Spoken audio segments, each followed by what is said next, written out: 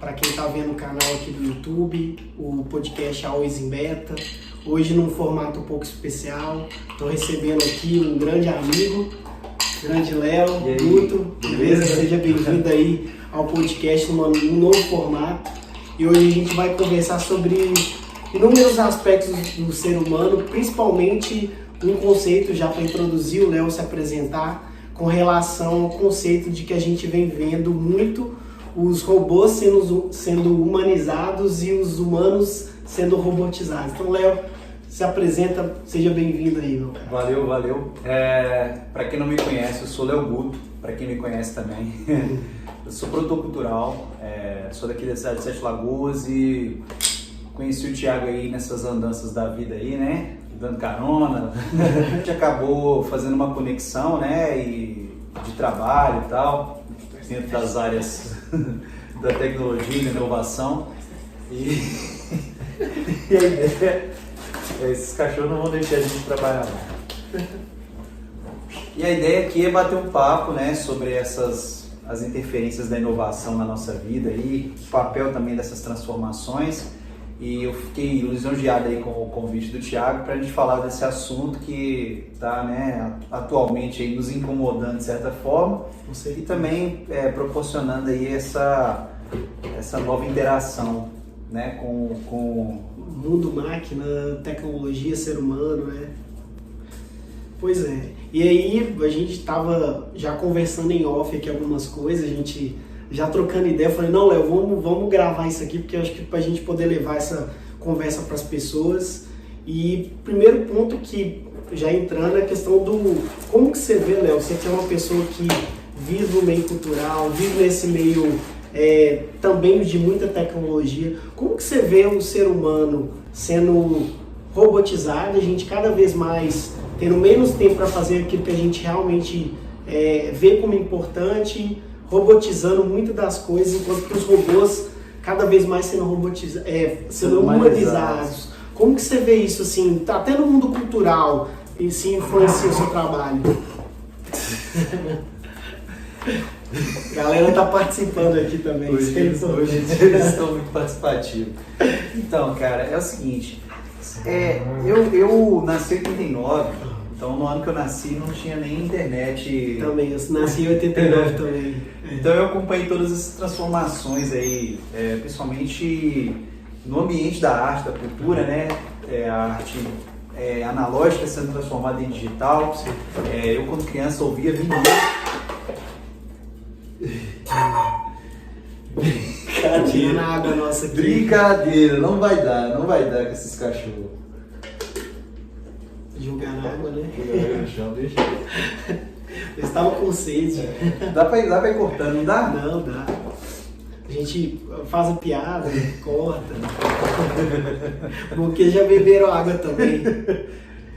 Então, voltando ao raciocínio aqui, acho que você manteve o raciocínio.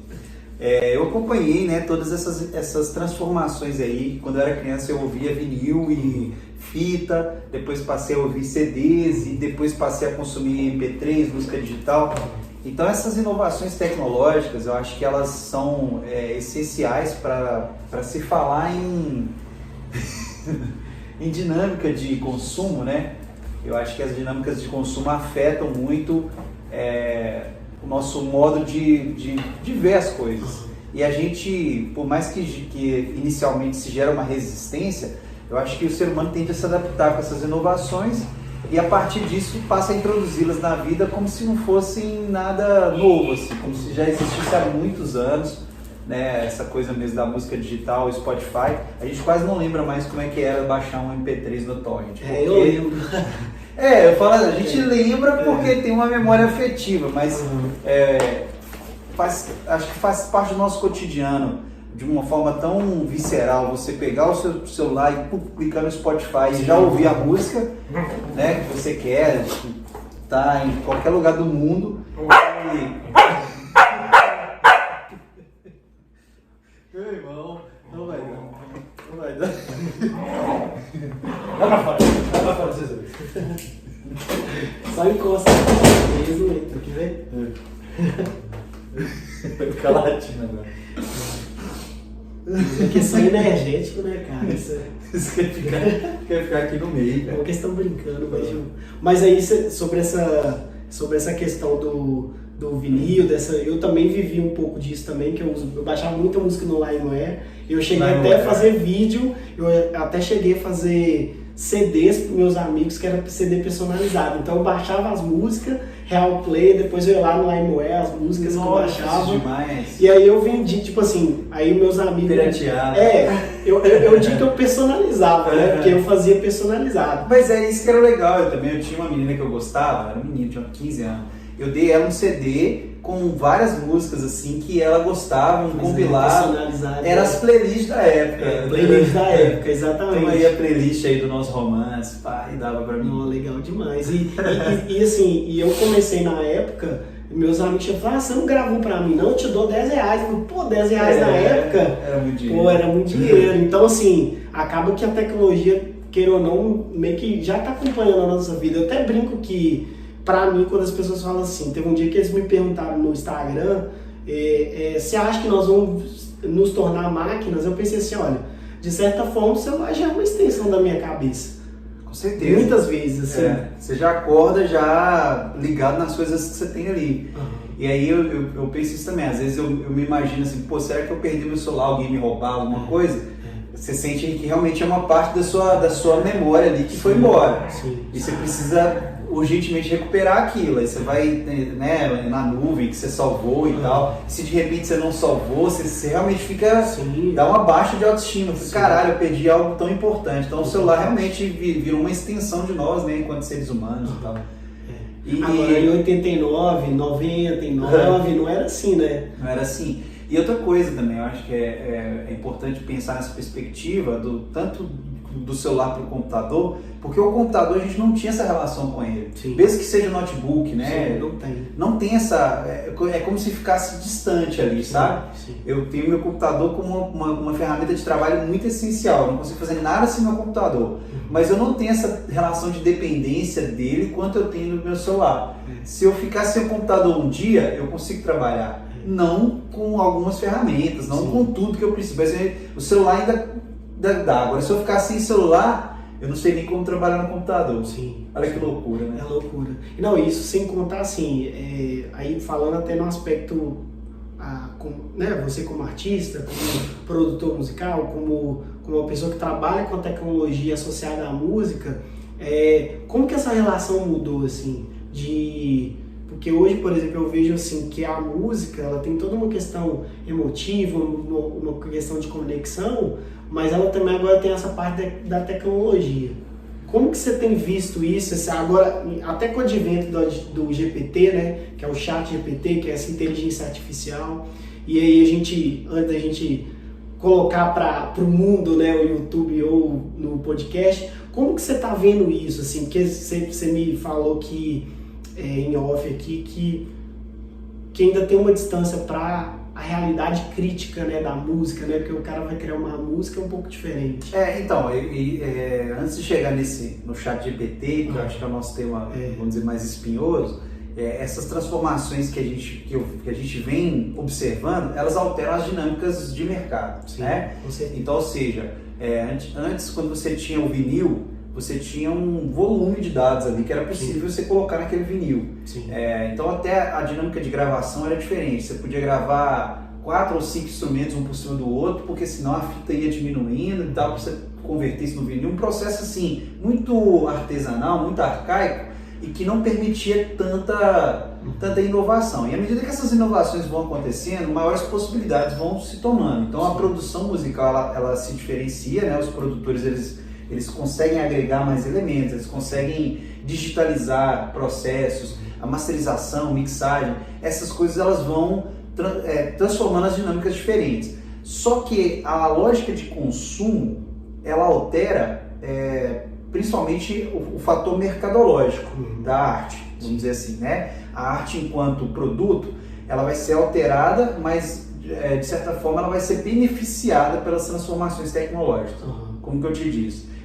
Você tem uma música que é produzida hoje num processo arcaico, você vai transformar esse processo num processo digital, você vai melhorar a qualidade daquele áudio, você vai melhorar a qualidade daqueles elementos, daqueles processos, vai te permitir ter um produto melhor, entre aspas, né? Não quer dizer que aquele artesanal seja ruim, mas quer dizer que você tem mais facilidade para criar novas possibilidades. Então, pensando na melhoria do produto, música, você tem uma revolução tecnológica que te proporciona melhorar o produto. Isso aí, perfeito. Sim. Agora, quando essa melhoria passa a influenciar a sua forma de produzir aquela coisa, de tal modo que você abandone padrões de qualidade que você prezava anteriormente para introduzir aquilo numa lógica mercadológica, essa inovação ela acaba se transformando numa coisa ruim para o produto final. Sim. Ela tira qualidade, ela tira conceito estético, ela tira conceito artístico. Eu acho que isso é prejudicial ao passo que o mercado influencia a dinâmica de produtividade. Sim, né? sim. E aí a gente vai voltar agora nessa era moderna. Quando você tinha... Deu ruim aí? Deixa eu ver. Acho que não. Tranquilo. Quando você tinha uma produção de disco, né, que era limitada àquele espaço, aquele volume de dados, aquele modelo de gravação, você tinha uma dinâmica comercial para aquilo. Você vai comercializar aquele disco, aquele CD, né? Você vai comercializar aqueles produtos para as pessoas ouvirem música. Então as pessoas vão ouvir várias músicas de um artista, porque não vale a pena um artista gravar um disco e parar aquela quantidade de pessoas, aquele aparato de tecnologia da época para fazer uma música só. Sim. Então o cara fazia já um volume grande e distribuía isso no mercado, as pessoas consumiam. Então foi um hábito de consumo as pessoas consumirem discos. Por quê? Porque era a única forma de consumia o produto música. E aí com a revolução, né, que o Spotify principalmente causou, muitas pessoas evocam coisas antes do Spotify. Claro, tiveram seus méritos, mas o Spotify realmente foi a plataforma que fez que foi disruptiva, né, nesse ponto de transformar a música digital em produto consumível, né? Porque legalizado, né? Porque antes era ilegal também e tal, toda essa luta das gravadoras aí com... Não podia piratear ou mesmo personalizar. Exatamente. Então assim, aí a partir do momento que se toma essa dinâmica de mercado, os artistas passam a produzir singles, né? Param de gravar os álbuns, você tem um aumento, que eu acho que é até positivo também, na independência dos artistas nesse ponto, porque os artistas não precisam daquele aparato todo. Antes, para você gravar um disco, você precisava de um estúdio mega ultra equipado que só tinha lá no Rio de Janeiro, e aí você não conseguia fazer um material de qualidade. E às vezes você perdia artista, você perdia potencial, igual, né, vamos trazer um modelo semelhante à de startup. Antes era muito difícil você criar qualquer tipo de negócio. Sim. Você tinha que ter uma estrutura, um investimento. Mas assim, só para dar um gancho que você falou que eu achei legal, essa questão de música, ela não se restringe à música. Os alimentos hoje, eles são comprados por meio de demanda. Então, por exemplo, o produto que mais vende, não importa se é saudável ou não, vai vender mais, vai estar na melhor estrutura do supermercado, entendeu? Então, infelizmente, por exemplo, hoje no mundo, basicamente a gente consome poucos produtos. A variedade não é tão grande. Então, arroz, soja, são os alimentos que mais vendem, então é o que mais é produzido, porque é o que mais dá dinheiro, sabe? E aí essa dinâmica tecnológica, ela afeta a produção da arte no passo que você não produz arte para se expressar. Né? Você não produz arte para fazer a expressão humana, para converter em produto algo que você faz simplesmente para ser vendido. E aí pouco importa a lógica, pouco importa a tecnologia empregada, pouco importa. Você quer fazer o mais barato, com menos tempo e com mais agilidade. Então assim, entregar... Então foda-se a qualidade. Infelizmente é tudo. Por exemplo, né, dando exemplo do canal do YouTube, né? Teve a polêmica lá do Big Brother. Por exemplo, eu sabia que se eu fizesse um vídeo do Big Brother falando da expulsão, eu ia ganhar like pra caramba. Então assim, eu já não faço. Meu objetivo assim, é muito mais o papo aqui e quem quiser poder compartilhar o que a gente tá sofrendo de questões, sabe? Porque senão a gente vive o tempo todo pautado assim, vamos fazer vídeo pra like, sabe? sejamos sinceros, eu acho que essa questão de ter o like, ter o reconhecimento, ter o Sim. compartilhamento, ter a venda do produto, ter o dinheiro, isso eu acho que todo mundo quer, Sim, né? claro. Só que eu acho que essa lógica não pode afetar a nossa produtividade. Sim, Então com certeza. a gente tem que ter cuidado com a tecnologia, que eu falo é esse, é o seguinte, a gente não precisa fazer tudo a qualquer custo. Sim, né? com certeza. Eu acho que o processo, eu não sou aquele cara também que vai defender o processo artesanal. Eu acho que se a inovação está aí, ela tem que ser utilizada, temos que fazer, temos que nos apoderar disso. Só que eu não acho que isso pode nos substituir em momento algum no processo. Concordo. Porque a partir do momento que isso nos substitui, eu acho que isso tende a fazer, sei lá, tende a empobrecer, tende a deixar... E para ser sincero, uma pessoa, essa é a minha visão, uma pessoa que utiliza um recurso tecnológico para se substituir, para estar ausente ali do produto, do processo, essa pessoa ela está fazendo charlatanismo, né? Então isso é muito complicado. Eu lembro da discussão do autotune, né? A inteligência artificial hoje tem um autotune que também está utilizando inteligência artificial para afinação de vozes e tal. Mas o autotune já era polêmica quando era feito manualmente. Então, assim, o autotune, para quem não conhece, é uma ferramenta que afina a voz do artista, né? Que ela coloca. Teve uma polêmica do Zé, como é que é? Zé Felipe, no show dele. Sempre vai ter essa polêmica, tipo, porque o cara no show é uma coisa, na música gravada é outra. Mas eu vou dar o meu ponto de vista também em relação a isso. Porque isso não é problema. O autotune não é problema. O autotune é uma revolução tecnológica importantíssima.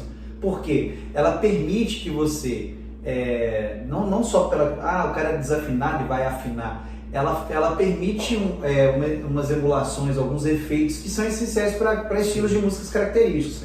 Tem artistas, por exemplo, do R&B e tal, que utilizam o autotune para fazer uma voz robotizada intencional. Não quer dizer que esse cara está desafinado. Entendi. Ele quer aquela característica do autotune no show. Ele quer colocar a música daquele jeito. Exatamente. E tá tudo certo. Claro. E até o cara que afina a voz também, eu não vejo problema. Porque esse cara, às vezes, ele tem muito mais para dizer na expressão, vamos dizer assim, na expressão artística do cara. Ele quer falar na letra, ele quer falar na agressividade, no tom, ele quer deixar uma mensagem, essa mensagem vai ficando clara ao passo que a performance dele vai sendo executada. Mas ele tem limitações vocais que não vão permitir que ele execute bem. Entendi. Qual o problema se utilizar de uma ferramenta que vai dar esse auxílio? Sim, é como se fosse um celular, um positivo nisso, né? Eu assim acho como que um celular, por exemplo, uma empresa, pode ser um míssil, né? Que pode acabar com uma empresa, que hoje em dia, no século XXI, assim, se alguém tem uma empresa e, por exemplo, o dono da empresa não se preocupa com o porteiro e o porteiro tem um celular, o porteiro pode acabar com a empresa. Então, hoje em dia, a empresa ela precisa pensar com todo mundo junto, porque um celular hoje, às vezes um story, às vezes uma crítica, então isso tudo, acho que o mesmo poder que a gente tem pro bem é pro mal, né? Exatamente. Então, assim, eu acho que a tecnologia ela tem que ser usada, ela tem que ser aprimorada, ela tem que ser...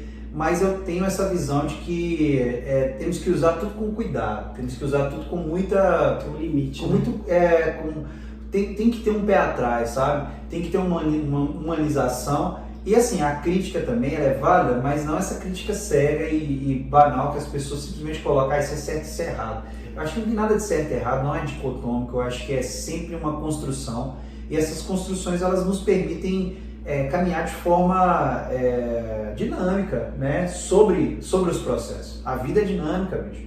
Não dá para você se fechar numa caixinha e falar, não, você é o cara do analógico, vou me internar numa caverna e também não dá para você ser o cara, nossa, eu tô antenado no Super futuro, tecnológico, não uso viver nada, presente, né? minha casa é toda robotizada, meu aspirador de pó tudo bem, velho, se é uma opção, se é um... Só que aí eu acho que você tende a criar uma artificialidade, você falou, a robotização do ser humano.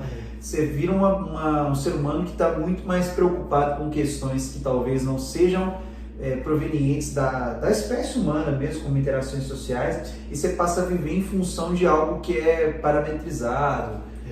Eu acho que isso é muito complicado. Não, com certeza. E aí tem essa outra camada, né? Assim, antes de colocar esse ponto, na minha visão eu vejo tá chegando outras tecnologias e ao mesmo tempo a gente está é uma coisa que também eu estava falando em off contigo, né, Léo? É a questão que vem me incomodando muito, até me preocupando com a questão de como que essa tecnologia ela já está proporcionando um abismo, sabe? Eu vou dar um exemplo da minha área, né? Dentro da saúde, até do conceito do Always in Beta, que é o nome do podcast, que é, para mim, quando eu chego num supermercado, queira ou não, já existe uma distância entre os produtos. Uma pessoa que compra uma margarina, ela não vai ter a mesma situação de saúde, por exemplo, de uma pessoa que compra manteiga, ou que usa manteiga, ou usa azeite. Então, assim, isso no fim do dia não é a mesma coisa. Então, assim, quando a gente olha num abismo que vem se transformando, e por isso que eu convidei, falei, Léo, vamos discutir, vamos conversar, porque as nossas conversas são tão ricas que eu queria que mais pessoas vissem, por exemplo, no canal do YouTube, porque é mais uma voz que a gente poderia ter. Então, assim, como que você vê isso, além da música, no lado social, nesse lado dessa tecnologia, essas tecnologias que estão chegando e estão aumentando esse abismo social, que é uma coisa que preocupa pra caramba. Pra falar disso, a gente teria que falar de marxismo. Falar de marxismo é um problema até pro YouTube, pra plataforma. Não sei se ele vai gostar. Mas aí, o YouTube foda-se, tipo... até porque é uma discussão... Assim, sim, mas eu sei que essa também é uma discussão que a gente fala muito por conta dessas questões sociais, porque aí... eu acho que o lado, além de... Você pode tocar também no tema, tranquilo, mas assim, como que você vê, assim, esse lado... ou robotização, do tipo assim, eu não tô vendo o outro, eu não tô vendo o interno, às vezes já tá querendo, que nem a gente já comentou, os caras estão querendo explorar Marte, mas a gente nem tá resolvendo o problema aqui, sabe? Mas isso é fruto essencial do capitalismo. A dinâmica de transformações sociais e de inovações tecnológicas que a humanidade produz, tem essa falsa ilusão de que é o capitalismo que produz essas inovações. Sim. Muito pelo contrário, o capitalismo ele usufrui dessas inovações para simplesmente nos relegar ao status de produtos, sacou? Sim. Por exemplo, a forma como a gente interage hoje com as redes sociais é uma forma que nos produtifica a cada instante, porque a gente está sujeito apenas a consumir anúncio, publicidade e marketing, e mais. E foda-se o seu bem-estar social, foda-se a sua interação social, foda-se a sua percepção enquanto indivíduo, foda-se o tempo também. Foda-se, eles não estão preocupados com isso, eles estão te entregando publicidade atrás de publicidade, com interações sociais que de alguma forma te dão substâncias ali, né, endorfina e os caralho, que te fazem se prender naquela condição, estão te dando essa coisa. Endorfina, toda hora. Satisfação, né? Você tá ficando satisfeito, você tá vendo coisas interessantes, você tá tendo estímulos visuais. Você fica ali, ó. Você fica naquele loop. Então, assim, é isso. Foda-se você. Foda-se o que a sua humanidade representa. Você, pra mim, é produto, é uma máquina de lucro. Eu tô fazendo você girar. Tô fazendo você me dar dinheiro o tempo todo. Aí a gente tá pensando, não, mas eu tô consumindo de graça. De graça, mas você está vendendo seu tempo. De graça nada, né? De graça. Chamamos graça. Mas você está dando seu tempo, você está dando a sua atenção, você está dando mais do que tudo, seus dados, né? Sim. Você está entregando de graça onde você está, o que você está curtindo, o anúncio que chega para você da hamburgueria, esse anúncio não simplesmente chegou porque a hamburgueria é legal e quer te dar. É porque você já deu estímulo suficiente para o algoritmo para ele entender que você vai gostar daquela hamburgueria. E aí ele vai bater numa hora que ele vai falar assim, o Léo tá com fome agora, vou enviar esse anúncio para ele. Ele sempre comprou, todos os dias, 8 horas da noite, sempre comprou um hambúrguer, é o momento. Aí às vezes você nem quer comer um hambúrguer porque você já se planejou, você já fez uma compra ali para comer um lanche saudável, sei lá, o caralho. Mas aí ele vai lá e te empurra lá, você já tá naquela, será? Vou comprar. E você é influenciado pela rede social, pela tecnologia, né, pelos canais, se, vamos falar assim, nem vou se matar, não sou nem tão negócio, mas aos poucos, né? Não, mas assim, se a gente for analisar... Eu não quero ser visceral, falar você tá se matando, não. Porque eu acho que, um hambúrguer não vai te matar, mas o hambúrguer todo dia, entendeu? De certa forma é um estímulo pro seu corpo ali para ter um desgaste maior. Exatamente. Isso sem contar o como que o algoritmo manda mensagem, né? Alguns aplicativos de comida, assim, a mensagem que ele manda para você, assim... O gatilho mental. Assim, eu acho que não sei se tem uma maldade na construção, porque a gente entra no algoritmo, né? Que é uma discussão muito legal que eu gosto. Por exemplo, quem programa o algoritmo? São as pessoas. Então, de certa forma, são as pessoas que estão programando o algoritmo ali. E você também, de certa forma, educa um pouco o algoritmo. Mas né? as pessoas estão programando o algoritmo com base apenas no detentor dos meios de produção daquele algoritmo. Sim. Ou seja, é a vontade do dono. O cara não está programando. Sim. A gente estava falando do ChatGPT. Vamos entrar no assunto da vez. O ChatGPT, para quem não conhece, é uma ferramenta que você estimula, inteligência artificial, você estimula, dá perguntas e ele te fornece respostas baseadas na base de dados e tal. Só que as pessoas acham que a internet é uma mágica, né? Que o ChatGPT funciona com mágica. Você dá a pergunta, ele sabidamente vai lá e te responde. Não.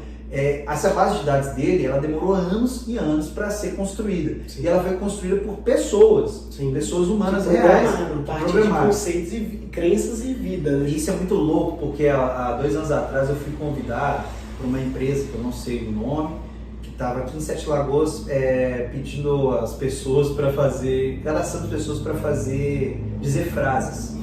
Você ouviu falar desse negócio? Não, mas tem um monte de aplicativo que te manda pergunta. E te remunera para você fazer isso. O próprio Google faz isso com a gente. Mas é uma remuneração assim, né? Ruim, né? Não, lógico.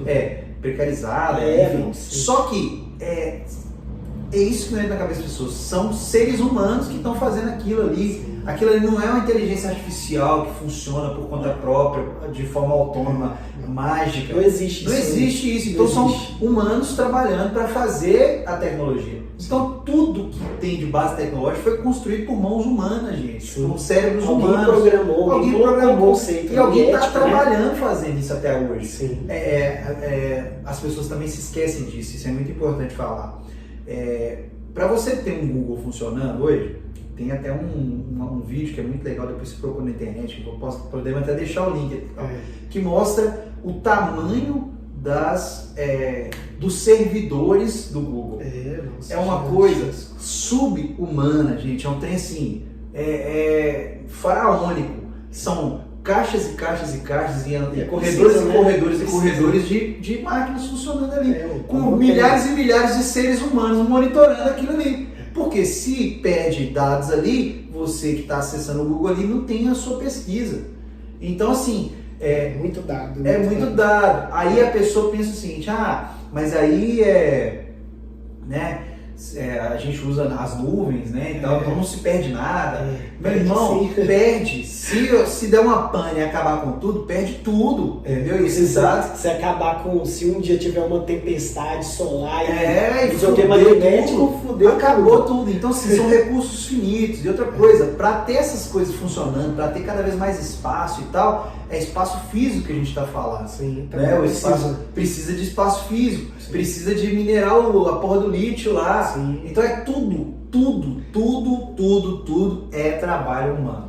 Não tem nada que não seja trabalho humano. E aí esse trabalho humano está a serviço de quem? Do nosso bem-estar? Em algum momento sim. Mas são pílulas de bem-estar, entendeu? São pílulas de bem-estar. Pílulas de dopamina. Exatamente. Daquele prazer. A troco de enriquecer grandes conglomerados de Big Techs. Que está sendo um problema, inclusive, né? Principalmente nos Estados Unidos começou a se discutir que as Big Techs estão fazendo essa conexão agora, do tipo assim, até uma oligarquia, né? Como se eles tivessem esse domínio até da informação, né? Do dado, né? Que você gera. Isso é que é legal, porque isso aí Marx falou há pelo menos 200 anos atrás. Não é verdade. Mas hoje em dia até porque o capitalismo é isso.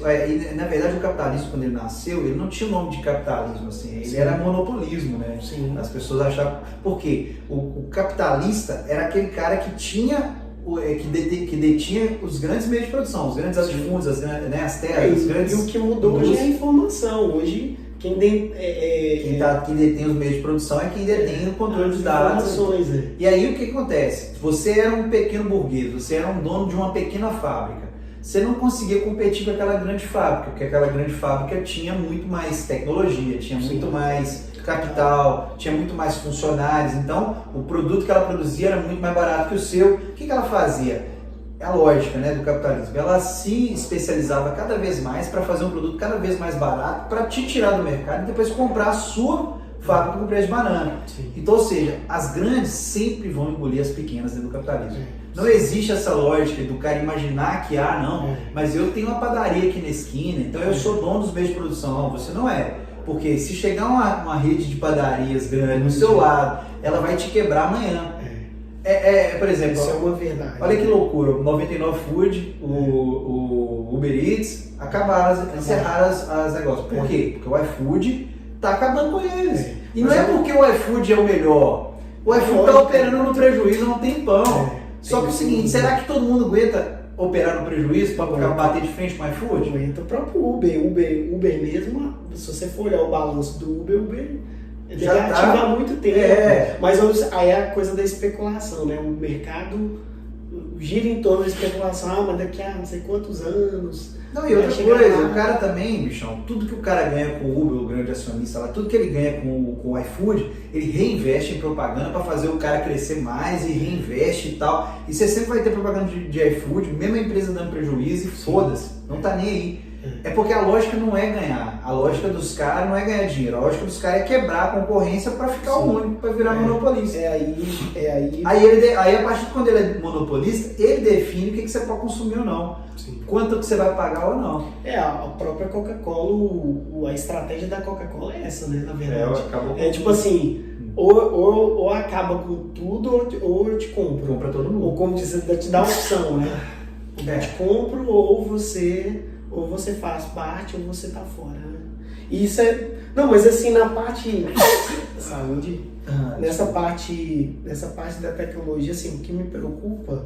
E aí eu vou... Tá, beleza, a gente tem esse conceito do business, que assim, eu ainda tô num processo de entendimento. Eu gosto muito das conversas com você, porque a gente se aprofunda, até porque eu acho, assim, que a gente também não pode... demonizar as coisas. Acho que as pessoas fazem isso, assim. Eu aprendi e tenho aprendido todos os dias a escutar, porque às vezes o que eu fui programado, às vezes com o tempo muda, às vezes você começa a ver. Eu acho que o que é mais legal, que eu acho que as pessoas precisam fazer é parar de não querer conhecer coisas novas. Então, peraí, vamos escutar, vamos ouvir, vamos ver um novo conceito, porque acaba que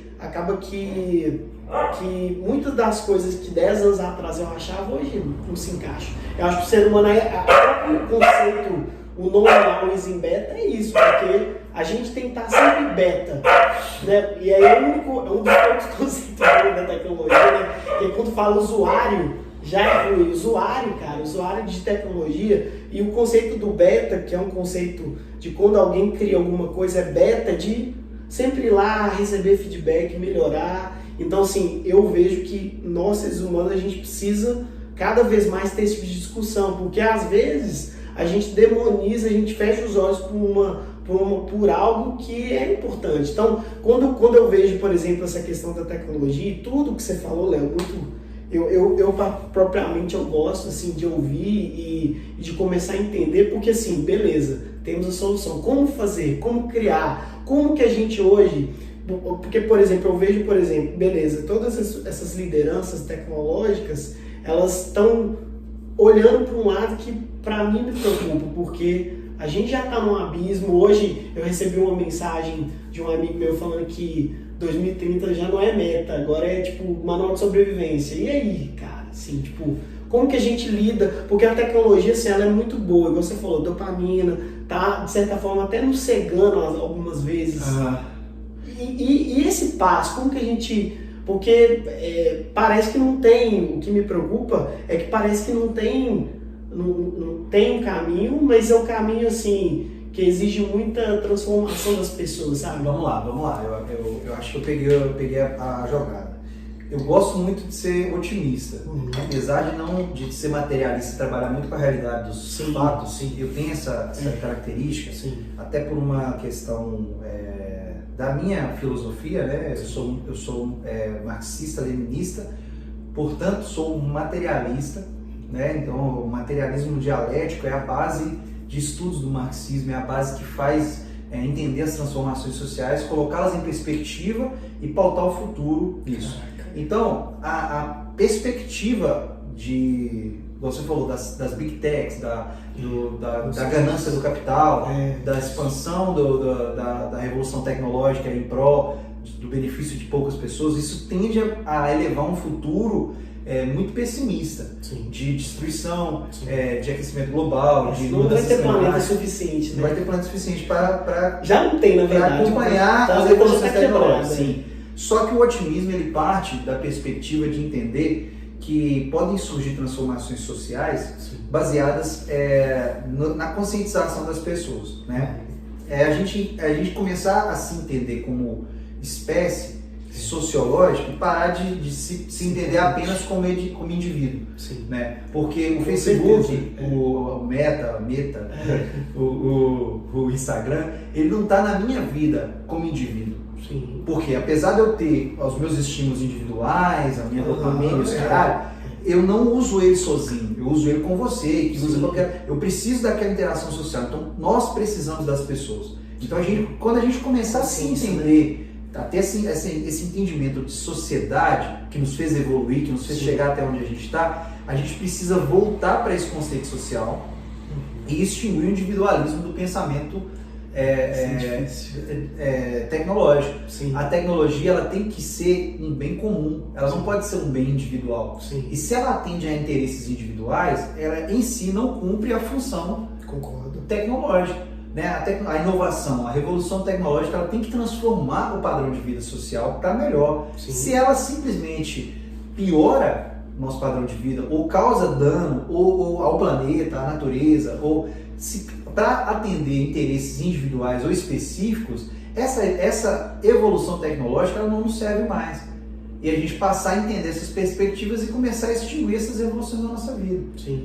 Mas é fácil viver sem as redes sociais? Não é fácil, eu nem recomendo. Eu recomendo, mas eu não faço. Tem que fazer uns detox, né? Eu não consigo, velho. Eu não consigo viver sem as redes sociais. Eu gostaria muito, não é hipocrisia eu falar, cara, fique longe das redes sociais. Fique longe. Só que é o seguinte, eu tenho essa perspectiva. Faça como eu. Consuma de um modo que não te prenda.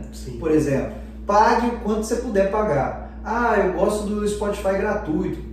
Legal, mas ele não é gratuito. Tenha esse entendimento. Você é o produto, né? Você é o produto. Se você não paga, você é o produto. Mas eu vou pagar YouTube pra quê? Mesma coisa. Tem o YouTube Premium, né? E se tivesse o Instagram Premium, e eu gosto de usar o Instagram, eu pagava, porque eu não quero receber publicidade. A publicidade me incomoda. E se eu vejo que eu estou recebendo muita publicidade que está influenciando a minha forma de agir, por exemplo, eu amanheci meu dia, tomei meu café, levei meus cachorros para passear, aí chegou uma propaganda de uma televisão nova, eu olho para minha televisão e falo, preciso trocar. Isso já está me influenciando. Já, com certeza. Então assim, consumir esse tipo de propaganda não é bom para minha evolução, não é bom. Não, e te influencia, te programa diretamente. Aí, até falando no ponto da minha visão, né? Seu corpo tem 2 olhos, 2 ouvidos, uma boca, então querendo ou não, a informação chega até você, mesmo que mínima, então te programa. E, inclusive você fala um ritual que é ótimo, né? Acorda, não vai, se você conseguir na primeira hora do dia não pegar o Instagram, senão você já, né? E o Instagram foi feito para comparar a vida dos outros, né? Exatamente. Então você pega, eu começo a ver meu Instagram quando eu tô na rua com os cachorros. Porque aí, tipo assim, eles estão passeando ali, correndo, aí tem um momento de euforia, que eles começam a mijar em tudo e pá, daqui a pouco, uns 15 minutos de passeio, o momento passa, aí eles vão caminhando tranquilo. Aí nesse momento eu posso pegar o celular. Estou mais calmo. E a minha intenção é ver as notícias. Ansiedade, né? A minha intenção é ver as notícias. Eu vou lá, o Globo, Estadão, pá. Quando eu começo a ver as notícias, é legal, aí chega as propagandas. Aí eu já começo a dar aquela desanimada. Aí eu já fecho o Instagram e já mudo pro TikTok. Eu vejo o TikTok, não, tá chato. Aí coloco o celular, vou ouvir uma música, termino o passeio. Naturalmente é assim, eu entendo que a propaganda, ela é essencial para atender as demandas. Hoje, né?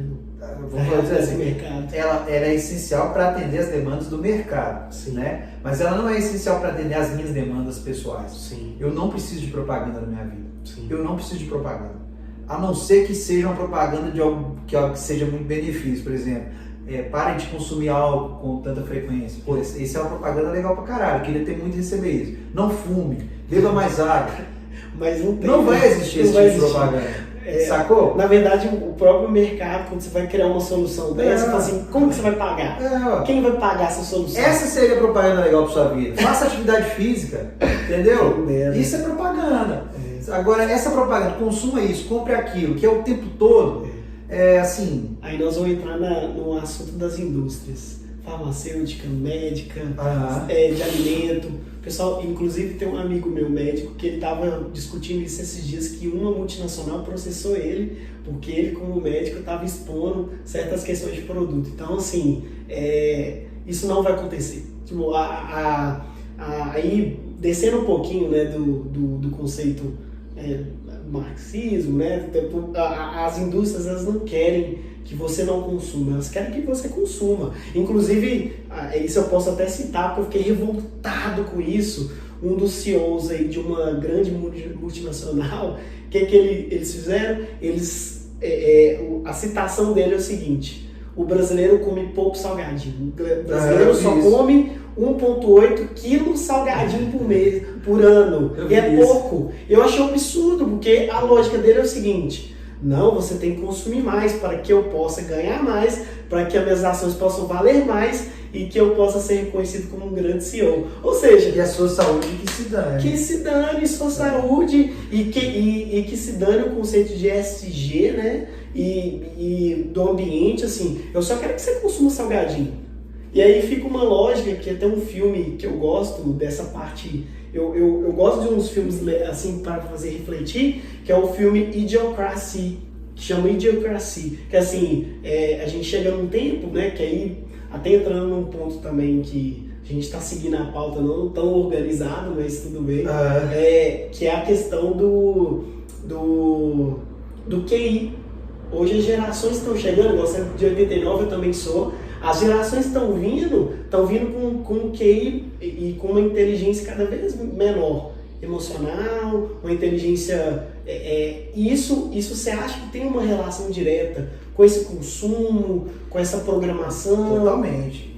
Isso é totalmente mensurável. Mensurável. Né? A partir do ponto que você tem um desencadeamento de modos de consumo que são massificados, essa massificação dos modos de consumo, né? ela gera esses efeitos aí sociais que são praticamente irreversíveis. Por exemplo, eu fico vendo aqueles canais que ficam zoando os americanos, porque os americanos não estudam geografia. Eu racho de rir disso. Tem sabe aquele Omegle, aquela plataforma que você faz chat de vídeo? Sim, aleatórias, conhece pessoas aleatórias. Quem quer treinar inglês é ótimo. Aí eu vejo, tem uma menina brasileira que ela faz o Omegle, né? E ela conversa com os americanos e tal. Nossa. Aí beleza, ela fala, oi, tudo bem? Né? De onde você é? Texas. Texas? Onde fica isso? Estados Unidos. Estados Unidos? Ela dá uma invertida. Zoada, e tal. E porque os americanos, eles falam com uma propriedade, tipo assim, não, todo mundo sabe onde é o Texas. Nebraska, todo mundo sabe onde é que é Nebraska, gente, não é possível. O americano fala com tanta segurança, que, tipo assim, que o lugar onde ele vive é um lugar muito, muito famoso, muito conhecido, que ele se preocupa muito pouco. Aí, tipo assim, cada pessoa fala, não, eu sou do Brasil e tal, eu moro no Rio de Janeiro. Aí a pessoa fica assim, tá. Mas eu acho muito legal ela contrastar essa... Ela dá uma situação semelhante, né? Isso. Como se fosse ao contrário. E tipo assim, evidencia, não é burrice, porque eu não acho que existe ser humano burro. Essas pessoas são inteligentes para alguma coisa. Mas não para aquela inteligência. Não para a geografia. Geografia eles realmente são... Por quê? Porque eles se sentem tão... egocêntricos, centrados, né? Se sentem tão no centro do mundo que eles não se preocupam em saber onde é que são os outros lugares, velho. Você tá no norte, no sul, e foda-se, mano. Egocentrismo que foi feito por Kepler lá atrás, né? Agora o egocentrismo é lá, né? Tipo... É muito bizarro, eu gosto de ver isso. Então, assim, Eu vejo que existem emburrecimentos. Claro. Né? E Se você não treina, né? Mas eu também vejo soluções de inteligência muito desenvolvidas para diversas outras formas de aplicação mesmo, prática. Os estudos sociais, por exemplo, eles têm evidências cada vez mais materiais dessas condições. Eu acho que a tecnologia também é responsável por propagar isso. Hoje a gente tem muito mais base material para poder analisar revoluções, para poder analisar contexto histórico, para poder analisar materiais de difícil compreensão linguística. Sim. A gente consegue hoje, brasileiro, de Sete Lagoas, em qualquer lugar do mundo, entender o marxismo, entender o leninismo, coisas que na União Soviética eram meio que restritas, porque tinha a barreira da língua, tinha a barreira da regionalidade, tinha a barreira da origem dos povos. Então, adaptar a origem brasileira, né, escravocrata. Então, tem isso ainda. Você tem várias formas de poder desenvolver uma tecnologia, desenvolver uma sociedade, estudar as sociedades e entender as revoluções tecnológicas que aquela sociedade caminharam para estar como estamos hoje. Então, o Brasil tem as suas particularidades em relação ao resto do mundo. Mas entender essas dinâmicas aqui é preciso de muita base material, é preciso de muito estudo historiográfico, muita base historiográfica legítima. E só que só com esses conceitos você não consegue entender o todo, porque geopoliticamente tem essa questão. Você está inserido numa dinâmica universal. Então, tipo assim, se pegando uma base material, né, para falar um exemplo assim que a gente pode mensurar. O Brasil se desenvolveu com mão de obra escrava, cuja sua principal atividade econômica no período era o tráfico negreiro, Você tem uma conjuntura social. Sim. Mas, na Inglaterra, qual que era a principal fonte de desenvolvimento inglesa nesse período? Indiano. Qual que a exploração, a colonização indiana? Mas não era o tráfico negreiro, não era mão de obra escrava. Sim. Tinha base industrial, tinha base agropecuária. Então você tem várias dinâmicas sociais diferentes, em momentos diferentes, períodos diferentes. Quando você pega e bota tudo em perspectiva, a tecnologia nos ajuda hoje a entender. Então eu acho que tende a surgir mais pessoas com essa inteligência social hoje do que há 20 anos atrás. Sim. Não, inclusive a própria ideia da inteligência mudou muito. Hoje existe as 7 inteligências, né? Se bobear, e já estou estudando outras, porque antes, assim, se você não tem um QI, você é um burro. Não, hoje em dia existem vários outros tipos de inteligência. E aí você não precisa julgar todo mundo no mesmo copo, né? Exatamente. E isso faz uma diferença gigantesca, até espero no sistema educacional também, de entendimento, assim, que cada pessoa tem um tipo de inteligência. E só porque você não tem uma inteligência matemática, lógica, não significa que você não tem, por exemplo, inteligência social. Sim. Às vezes você tem uma inteligência social e isso gera uma dificuldade, porque trabalhar essa individualidade das pessoas, né, de cada um tem o seu tipo de inteligência, você não pode colocar a mesma dificuldade para todo mundo, sabe? Exatamente. Mas isso aí, eu entendo que numa dinâmica social que respeite as diferenças, ela tem que privilegiar o bem-estar social e não o consumo. Sim. Porque se você privilegia o consumo, você tende a categorizar pessoas como produtos. Sim. E aí você gera distorções sociais, do ponto de vista até da própria caracterização da inteligência. Né? Você desenvolve produtos específicos para atender demandas de pessoas que têm dificuldade X ou Y, e aí você acaba generalizando. Então eu entendo que toda a dinâmica de consumo era generalista.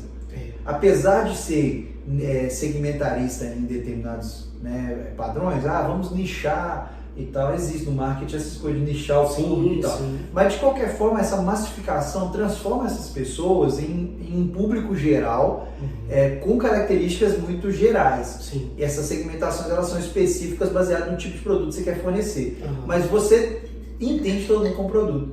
E essa dinâmica de entender todo mundo como produto é algo... É algo que pra mim é bizarro, sacou? Eu acho que é isso que a gente precisa se preocupar. O nosso relacionamento com a tecnologia, com os bens de consumo, os serviços que a gente utiliza. Todo esse relacionamento, ele pauta a dinâmica de consumo. Como é que eu consumo o Facebook, o Instagram? Como é que eu consumo o carro elétrico da Tesla? Você tem que entender a sua dinâmica de consumo com essas interfaces todas e, baseado nisso, pautar a sua intenção humana. Eu acho que está faltando isso. Assim, lógico, tem toda essa questão que você falou, né? Não tão essas indústrias, essa maldade do... Não a maldade, mas o interesse, não é do né? ponto de vista moral, cara. Eu nem chamo de maldade. É o interesse. Porque mesmo. o ponto de vista não é moral. Eu entendo que o capitalismo é uma dinâmica social de acumulação, ela está posta, ela superou uma dinâmica social existente na época, que foi o mercantilismo, né? Que também nasceu do sistema feudal. Sim. Enfim, são transformações sociais. Só que o capitalismo ele tem atrelado a ele esse fenômeno de entender ele entendeu muito rápido qual que seria o fim dele. O que vai acabar com o capitalismo? É o socialismo. Então, o que ele criou? Ele criou uma dinâmica de propaganda. Vamos demonizar essa porra. Vamos falar que as sociedades socialistas, elas privam as pessoas de liberdade, elas são isso, são aquilo. Começou a enfiar demônio e fantasma dentro do comunismo e do socialismo. E isso gera essa sensação que as pessoas têm um afastamento geral. Fala que é socialista, o cara já corre. Não, porque não, isso aí é Lenin, é privação de liberdade. Mas é porque eu ia falar sobre essa questão. Eu acho que tem uma questão comportamental também do ser humano. Assim, dele também, eu vejo assim, igual que aconteceu agora recentemente, pandemia, pouco depois, eu vejo que existe uma resistência das pessoas ao novo, naturalmente, assim. Existe uma resistência, por exemplo, eu vou dar um exemplo, por exemplo, do meu pai. Quando eu trabalhava, não quero celular de jeito nenhum. Aí hoje, hoje é celular e tal. Ou então meu pai adora ouvir música. Aí teve uma vez que eu descobri uma música pra ele por meio de um aplicativo. Falou, nossa, que legal. Então assim, eu vejo também que às vezes que tem uma questão comportamental do que vem, do tipo assim, nossa, eu vou ter que... eu sempre fiz assim. Aí de repente eu preciso mudar, né? Aí essa mudança também é muito difícil comportamental, essa aceitação. Você assistiu The Last of Us? Não, ainda não. Então não vou nem entrar. Não, porque a série é muito foda. Muito foda. É muito foda. Legal. Tem uma série que eu assisti, que eu achei muito legal dessas discussões. Claro que eu sou mais fã de ficção científica, mas eu achei muito legal, que chama Spanned, que é uma... T-Spade. Só que assim, é tipo Jornada das Estrelas, só que aí é Jornada das Estrelas pegando a parte social. Então, tipo assim, não adianta... Star Trek também é sociologia pura. Então, não adianta... Star Wars é sociologia. Tudo que você vai discutir no cinema... Tudo tem de ser humano. Eu achei super legal porque a discussão, por mais que a gente leve, vai ter sempre problemas. A gente sempre vai ter problemas a resolver internamente antes de buscar externamente. E aí, no caso da história, para não dar spoiler, as pessoas colonizou outro planeta, ou fez uma estação. As brigas continuam as mesmas, os mesmos problemas que a gente tem na Terra, tem lá, sabe? Eu entendo, só que isso aí tem um nome também, né, pro marxismo. Tem um nome que chama realismo capitalista. O que é? O realismo capitalista ele é a ideia de que a gente não consegue se desprender desse sistema. Que você está falando, os problemas vão continuar acontecendo.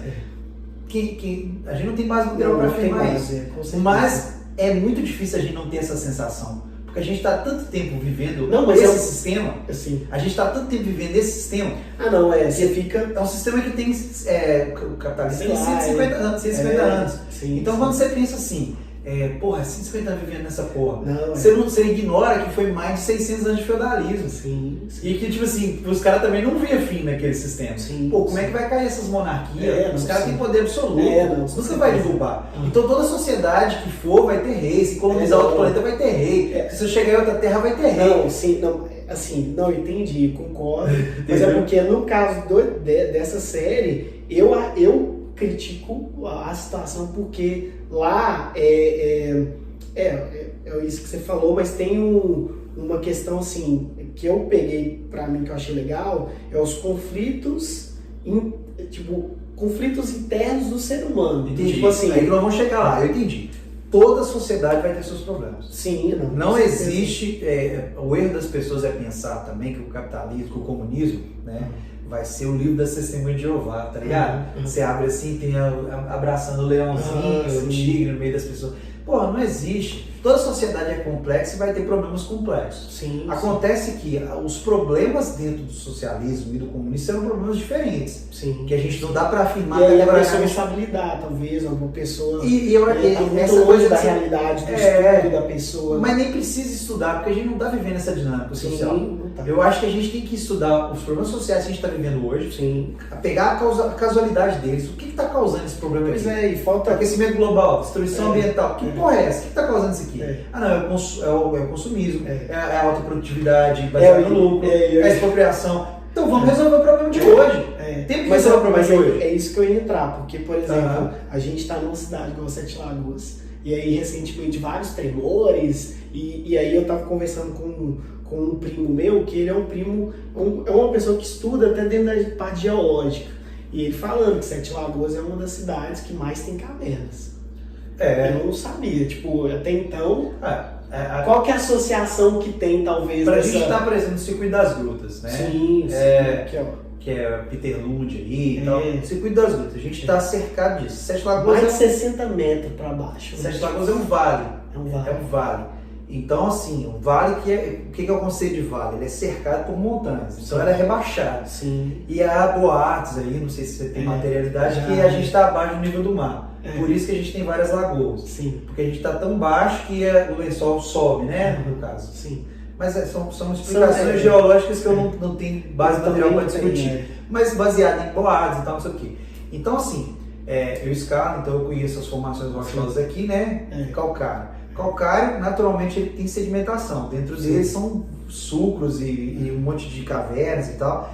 E aí, quando falta água ali dentro, muito tempo sem água, elas tendem a desmoronar. Então, vão desmoronando lá embaixo, causando os tremores. Faz sentido pra caralho, tudo que estão falando. Mas, será que em algum dado momento houve superexploração da água, dos recursos hídricos? Exatamente. É esse ponto aí que a gente Por não que sabe, né? A gente não sabe, mas não sabe. sabe. Quando a Ambev chegou aqui, a Lagoa Grande secou, e algumas outras lagoas, o lençol freático baixou, precisamos pegar água do Rio das Velhas, beleza e tal.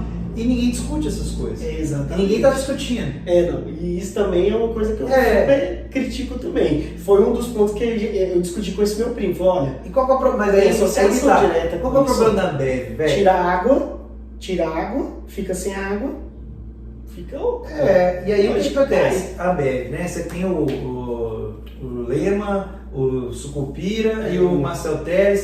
Você tem a nata dos bilionários brasileiros que comandam outras empresas e que dão prejuízos bilionários e que... Mano, qual que é o interesse desses caras? De verdade. Qual que é o interesse desses caras? Foda-se meio ambiente, irmão. Eu quero encher o cu das pessoas de álcool e foda-se. Ué. É triste, mas é a realidade. É a realidade. E o pior é que o álcool, né? O álcool é aquela coisa Vai causar um monte de problema social. Nossa, um monte de problema social, um monte de problema de saúde. E eu sou consumidor de álcool. Eu adoro bebida alcoólica, adoro tomar um vinhozinho. Ontem eu estava tomando um vinhozinho. Adoro tomar uma cervejinha no fim de semana. Adoro, eu acho que é uma droga assim, né? Permitida, né? Tipo... Não é nem por ser legalizada. Mas eu tô dentro dessa dinâmica de consumo. Eu acho que é uma droga. Mas você tem consciência, isso que é a diferença, Aí né? tá. Tem Mas consciência, você entende. Mas para eu ter consciência e deixar de ter consciência, é isso aqui, ó. Sim. Então, se de repente eu não cuido do meu corpo, não cuido da minha saúde, não cuido da minha interação social, e eu só vou querer consumir aquilo que é gostoso, que é droga, que é... Meu irmão, eu vou viciar, eu vou tornar um alcoólatra assim, tá no estilo do dia. Porque você vai fugir, e aí entra no pouco do meu conceito que eu vejo. E aí a Ambev fuga, faz a propaganda disso? Claro que não. E ela, deveria ter. Ela só faz assim, se beber não dirige, porque ela é obrigada. Sim, porque se ela não fosse obrigada, tinha que ter ela não ia fazer nada. Beba e dirija. Beba, agora já estão fazendo comercial disso, né? Beba e dirija a sua Heineken Zero Álcool. Aí você pode beber e dirigir. Mas tipo assim, é um produto que os caras estão criando. Sim. Você entende qual que é a lógica? É pra você manter a dependência do produto deles e foda-se. Eu esses dias eu tenho visitado alguns empresários, né? E eu fui numa tabacaria. Eu não sabia, mas hoje já existe cigarro de melancia.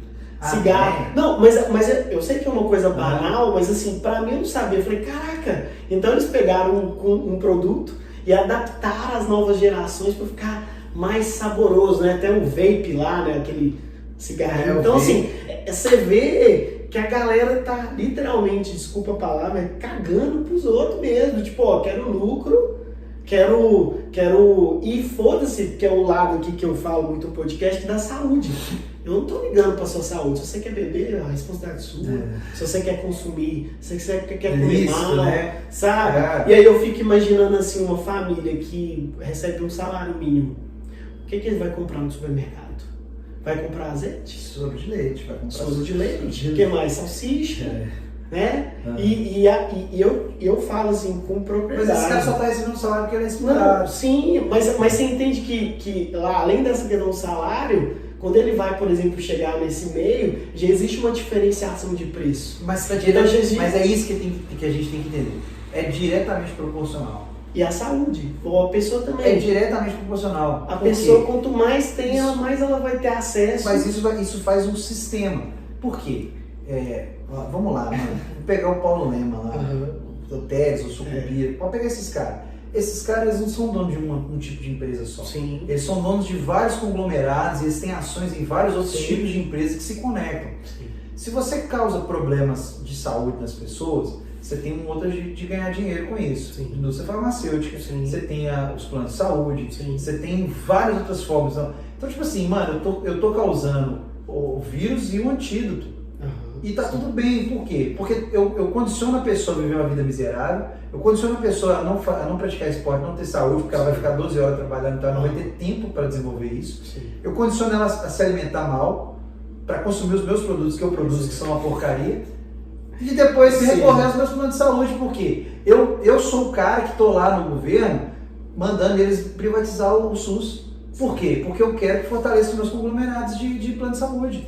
O ciclo... esse ciclo é muito bem fechado, né? E aí você vai falar, moralmente isso é ruim? Eu também acho, moralmente isso é ruim. Mas a crítica não é moral. Você tem que entender que essa crítica é a dinâmica de consumo que é dada. Para mudar isso, tem que mudar a dinâmica de consumo apenas. Tem que falar assim, não, beleza, você é bilionário e tal, não sei o quê. Então, a partir de hoje acabou, você não pode ser mais. Não, como assim? Não, mas não pode ser porque senão você causa esse aqui, que a gente já sabe que causa, a gente já tem base material para entender. Sim.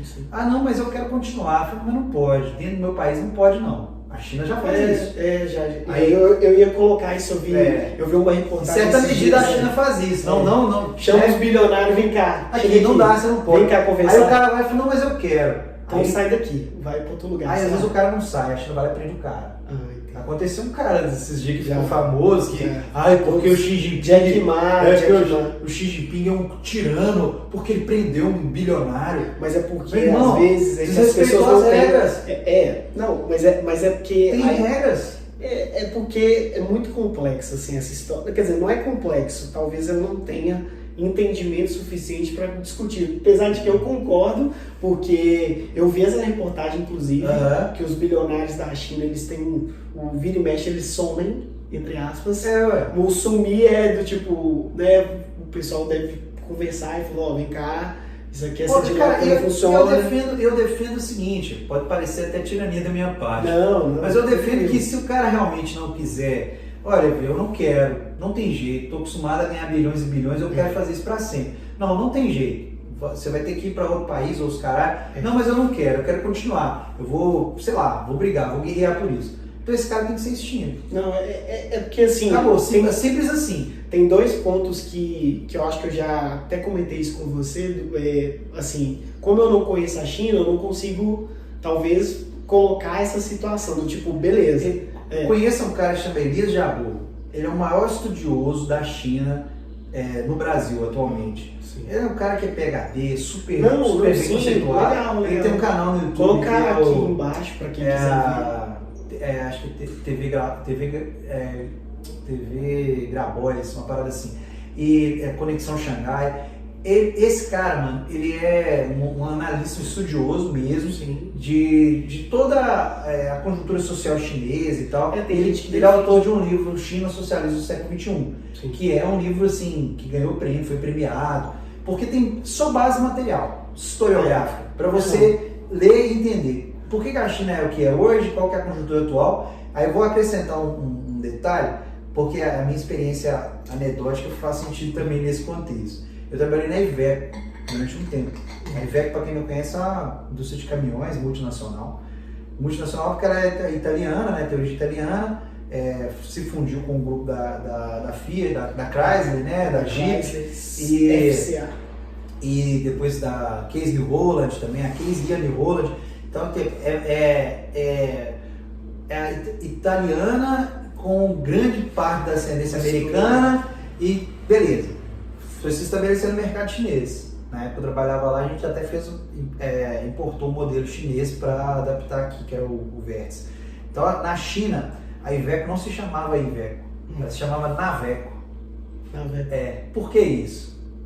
Por que muda até o nome da empresa? Por posicionamento, não, sei lá. Não. Não o quê?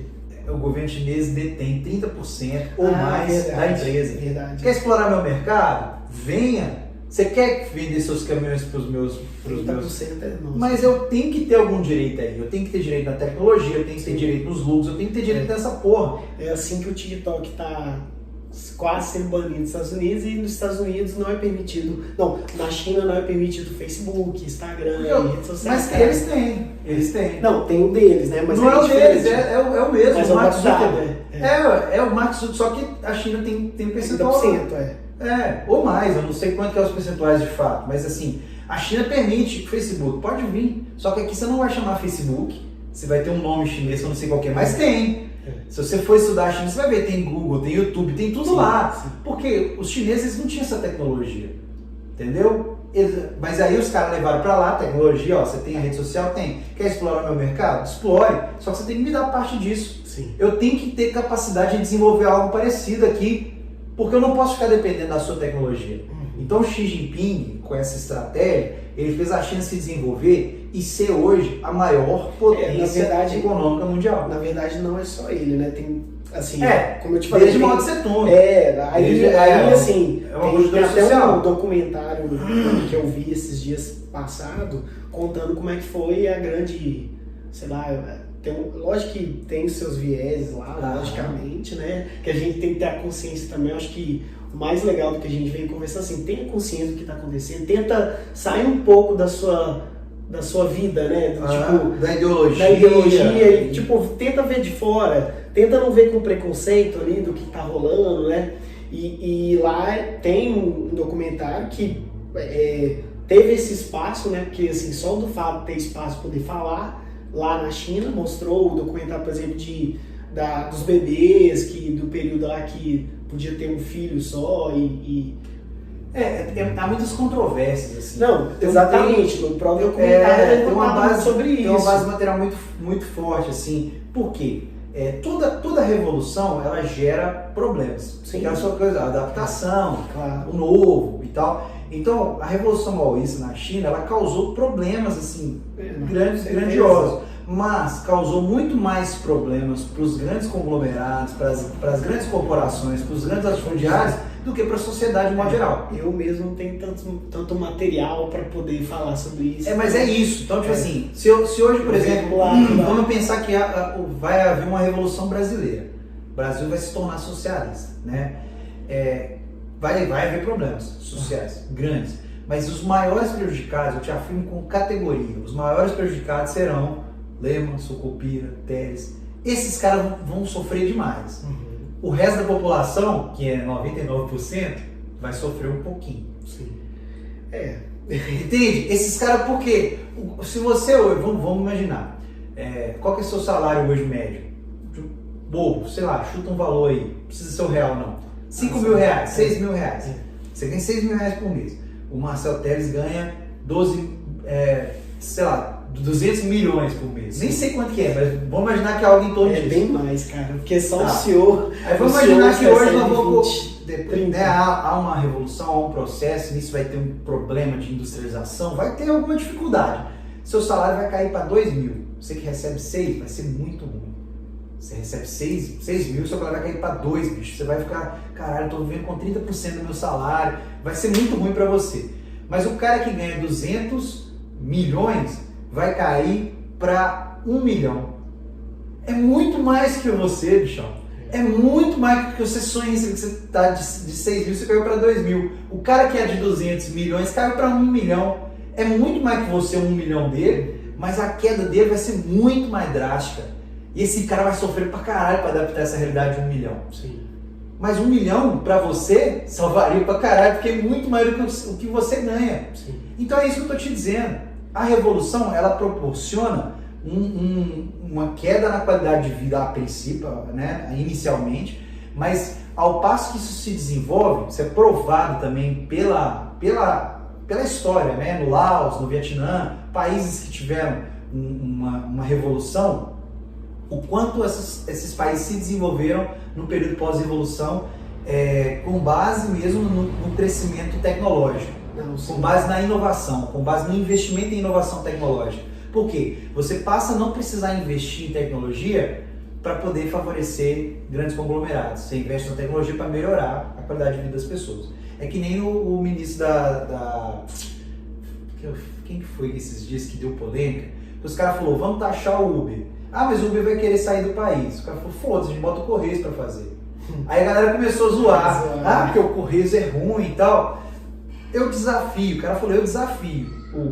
Pode vir. Se for o preço pode vir. Todo mundo. Eu desafio a Uber, desafio a iFood, eu desafio qualquer empresa dessas a entender a malha rodoviária do Brasil. Como os Correios. Que tá aí desde Vai lá, irmão. Você tem até. Vai lá. Eu acho assim que independentemente eu acho assim, eu não sou totalmente contrário, assim, de um tempo pra cá eu percebi que esse posicionamento mais centro-esquerda, acho que é uma necessidade. Eu comecei a ver de uma forma totalmente diferente, para mim foi totalmente uma quebra, então existe uma desconstrução toda aí. Eu acho que você já tem muito conhecimento sobre isso, então para quem não tem é um processo assim, de desconstrução, às vezes até de algum padrão, de alguma informação que você recebe, mas eu passei a ver diferente. Aí essa questão que você falou é muito interessante, porque você passa a ter um pouco de consciência em tudo que você lê. Às vezes você vai ler alguma coisa, você já lê, e aí a gente entra também na questão da tecnologia. Tem sempre um viés. Tem sempre um ser humano atrás, tem sempre um ser humano mexendo ali. Mas aí que tá, Tiago. Eu defendo o seguinte, eu defendo o viés às claras. Porque se eu falar assim, eu estou lendo sei lá, um texto, eu estou lendo um relato, um livro socialista, que é feito por um socialista declarado, que está ali deixando claro.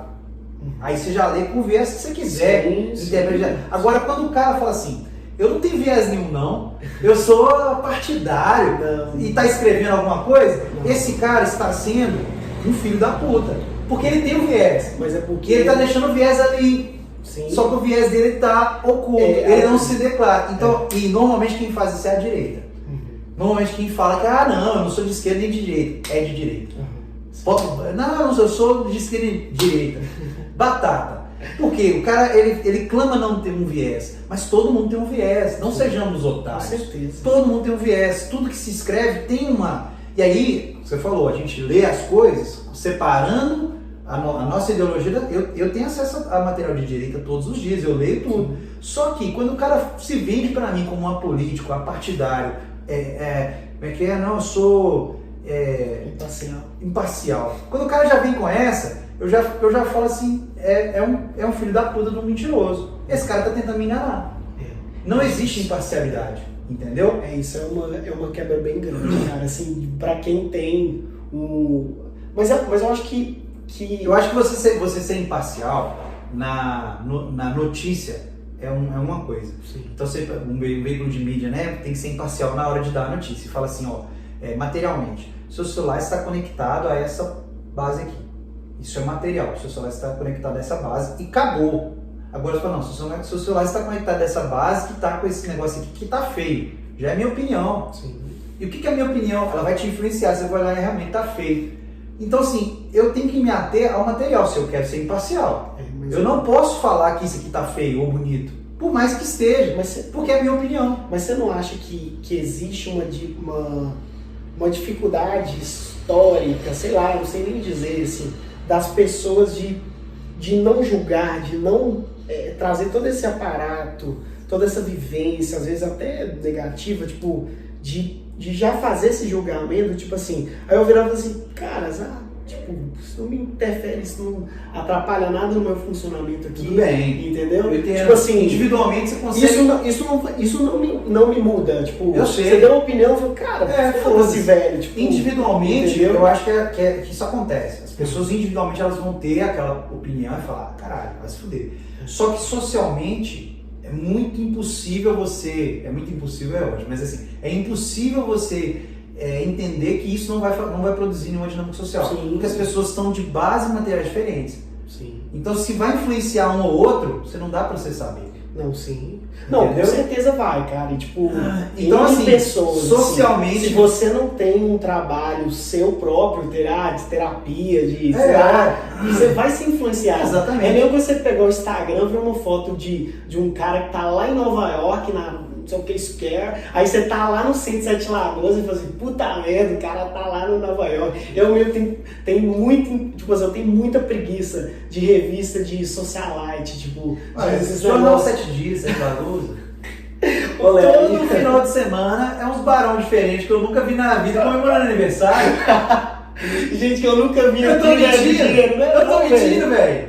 Não, É os barãozão lá. Você nunca viu, Juliana Albuquerque e seus 32 anos. Ah, tomar no cu, meu irmão. Que porra é essa? Coluna social? É sério, velho. Sério. Eu não tô zoando, não. Isso acontece. Não, por exemplo, aí você olha e fica, puta merda, né? Aí, tipo, e as pessoas que veem e falam assim, nossa, meu Deus, que elegância, que coisa maravilhosa. Eu sou perverso, que eu vou lá e comento. Nunca nem vi. Só de picardinha. Pois é. Não, eu nunca nem vi. Não, fala do Paulinho Boi, fala do Deus da Terra, das pessoas relevantes dessa porra dessa cidade. Fala do Thiago, mano. Thiago tá construindo uma parada aqui, mano. Fala das pessoas, mas velho. é porque... Aí vai falar coisa, do Juliano Albuquerque, 32 anos, que se formou em odontologia. Vai tomar no cu. Pode falar isso no seu canal? Não sei, cara. Você pode. Acho que pode. Não, acho que pode porque no meu canal não tem monetização. Então, sabe? mas... eu quero compartilhar isso aqui. Eu quero ver você bota o pi na hora e pronto. Cara, mas eu super concordo, cara, e eu fico revoltado. Só que hoje eu vejo e falo assim, caraca, mano.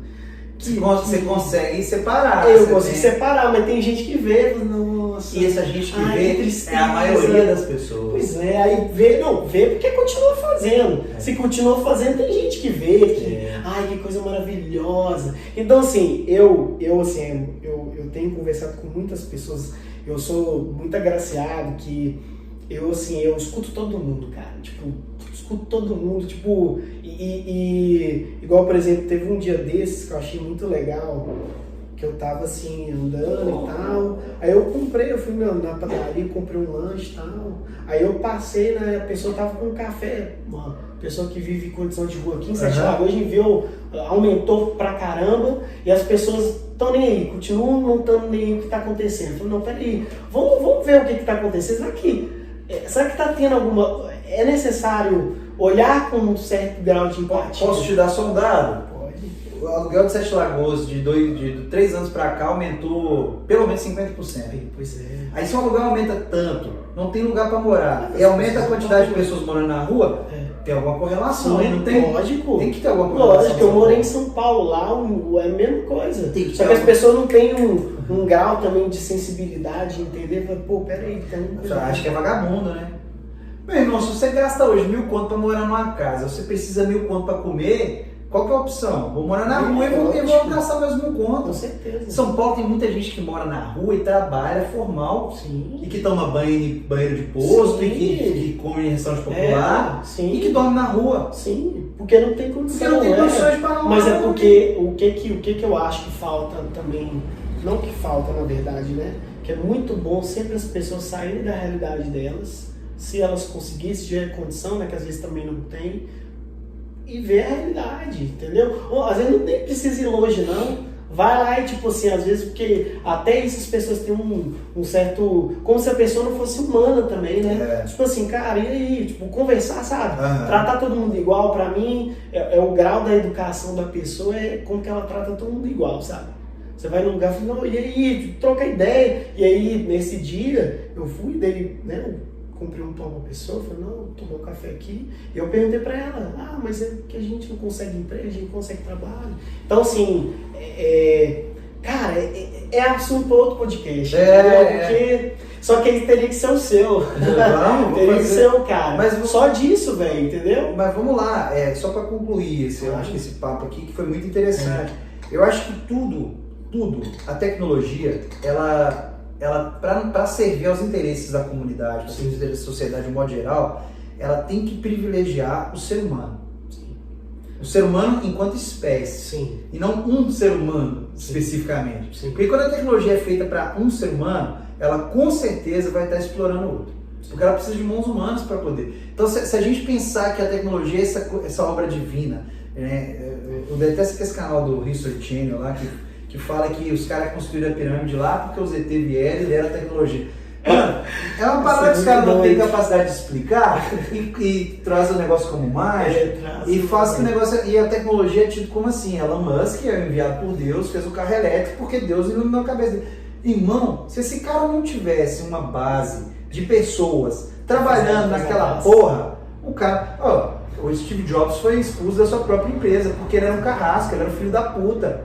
Então assim, não, o cara era um gênio. As pessoas não falam, Um gênio do caralho, irmão. O cara simplesmente viu oportunidade, tinha uma equipe engajada, conseguiu desenvolver uma coisa que ele sozinho não faria, nem fudendo, e essa coisa teve relevância social, e elevou o status da empresa dele ao que foi. Mas ele produziu transformação. Ele não produziu, a empresa produziu. Várias pessoas, várias mentes unidas. As pessoas têm essa dificuldade de separar o CNPJ da pessoa física. Sim. A pessoa física ela não consegue fazer nada sozinho, não existe. A nossa dinâmica social hoje, a dinâmica que a gente vive, ela não permite que ninguém desenvolva nada sozinho, não existe. Com certeza. Tudo que você consome, todo produto... Não existe união de mente, né? Não existe, não existe como você fazer um produto sem união de mentes. Então, é igual aqui, nós estamos fazendo um podcast aqui, união de mente. Não existe. E outra coisa, você precisou desse celular que foi desenvolvido por outra pessoa, você precisa da internet que tem outra pessoa operando. Isso. A nossa dinâmica social, ela é comunitária.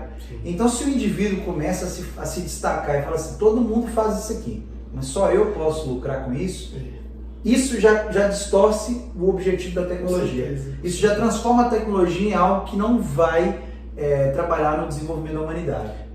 E que eu acho que isso seria uma grande...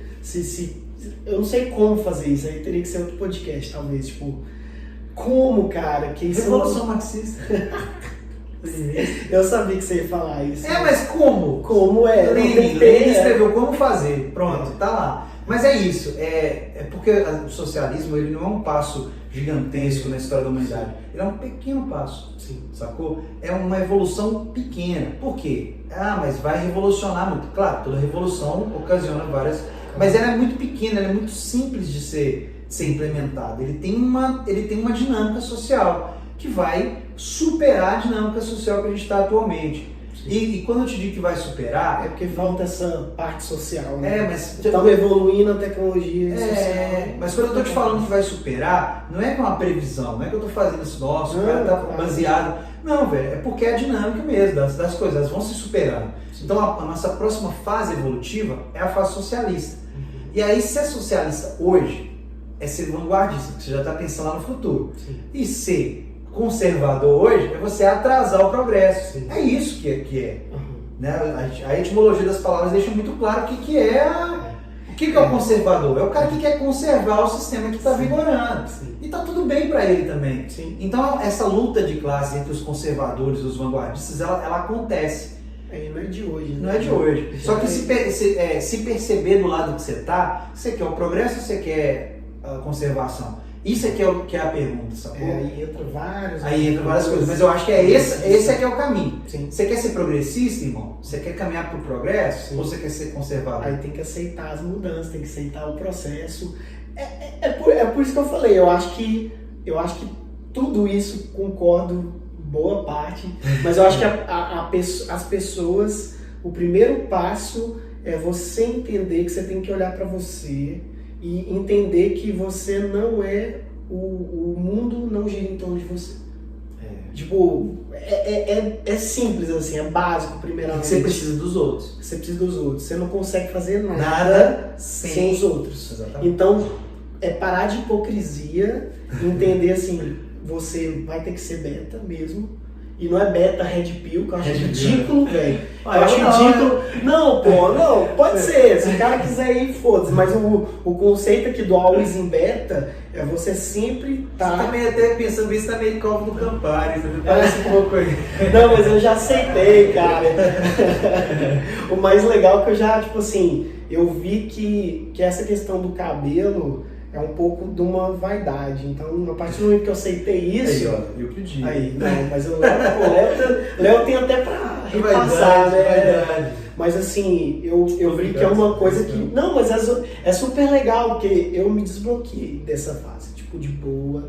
Tipo assim, a pessoa já, eu vou no lugar, a pessoa já faz piada, eu já entro na brincadeira. Eu falei, cara, porque não é isso. E aí, logicamente, é aquela coisa do rolê da vaidade. Tipo, então, pra mim, hoje não faz diferença. Não sou o carro do Campari, mas assim, eu acho que. Nem gosto de Campari, né? Nossa, cara, Campari é ruim pra caralho, mano. Campari, cara, na boa, Campari é uma das piores bebidas que tem, velho. Eu não gosto nem fudendo, velho. Eu já provei. Eu já tive material. Fui lá, provei, falou, não é ruim. Não, o Helder do Galas Fez fala que o comercial do Campari, você tinha que jogar Campari nos outros. Pois é. A bebida é boa, mano? Lógico que não. Bebida que você tem que jogar nos outros pra fazer propaganda. Porra, você lembra que tinha um comercial do Campari que eu chegava e jogava? Velho, entendeu? Então, tipo assim, eu acho que as pessoas precisam estar mais abertas. E esse conceito do beta é isso. É pegar um conceito, uma das poucas coisas boas que eu vejo assim do nome, é você sim estar aberto a se ouvir. Essa é a ideia do podcast, essa é a ideia do canal do YouTube, indiretamente. Eu quero ouvir as pessoas, porque com certeza eu vou sair daqui transformado, falei assim, vou pegar alguma coisa que o Léo falou, falei, caraca, vou ficar pensativo, entendeu? E às vezes alguma coisa que eu falei, você fala assim, pô, o Thiago falou isso, é mesmo? Seja bem-vindo, camarada. Revolução, nós faremos. Beleza. Léo, muito obrigado. Valeu, cara. Obrigado pelo seu tempo aí. Brigadeiras à Galera, parte. obrigado aí pelo tempo de vocês. Quem escutou no podcast, no Spotify, no YouTube, enfim. Pois é, quem escutou, depois segue minhas redes lá. Isso aí, além de produtor cultural, também sou artista, né? Tem minhas músicas lá, quem quiser conhecer. E foi um prazer estar aqui, meu irmão. Vou colocar lá, tipo, canal do YouTube com Léo Guto. Eu consigo marcar no canal do YouTube. Então, é isso aí, mano. Valeu. Valeu demais. Obrigado. Obrigado. Aí. Tamo junto. Valeu, galera.